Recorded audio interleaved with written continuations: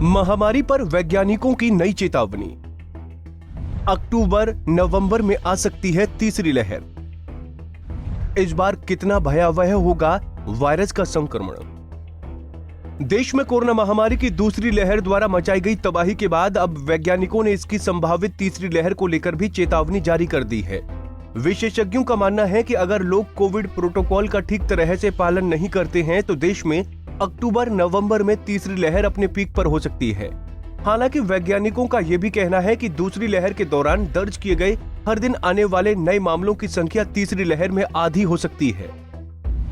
Media reports के अनुसार department of science and technology ने पिछले साल मैथमेटिकल मॉडल के इस्तेमाल से संक्रमण के मामले में वृद्धि का पूर्वानुमान लगाने के लिए एक पैनल का गठन किया था।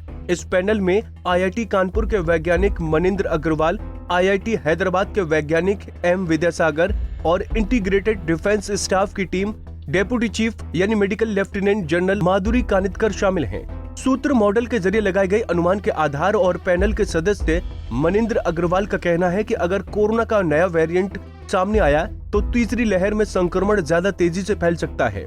अग्रवाल ने कहा कि तीसरी लहर का अनुमान जताते समय इम्यूनिटी में कमी, वैक्सीनेशन के प्रभाव और एक अधिक खतरनाक वेरिएंट की संभावना को फैक्टर बताया गया है, जो दूसरी लहर की मॉडलिंग के दौरान नहीं किया गया था। उन्होंने कहा कि इस संबंध में विस्तृत रिपोर्ट जल्द ही प्रकाशित की जाएगी। मनिंद्र अग्रवाल ने एक ट्वीट कर लिखा, हम 3 सिनेरियो मानकर चल रहे हैं। पहला आशावादी है, जिसमें ये मान रहे हैं कि अगस्त तक स्थिति सामान्य हो जाएगी और कोई नया म्यूटेंट नहीं आएगा। दूसरा, जिसमें ये मान रहे हैं कि वैक्सीनेशन 20% कम प्रभावी होगी और तीसरा ये कि एक नया वेरिएंट आ सकता है जो 25% ज्यादा संक्रामक होगा।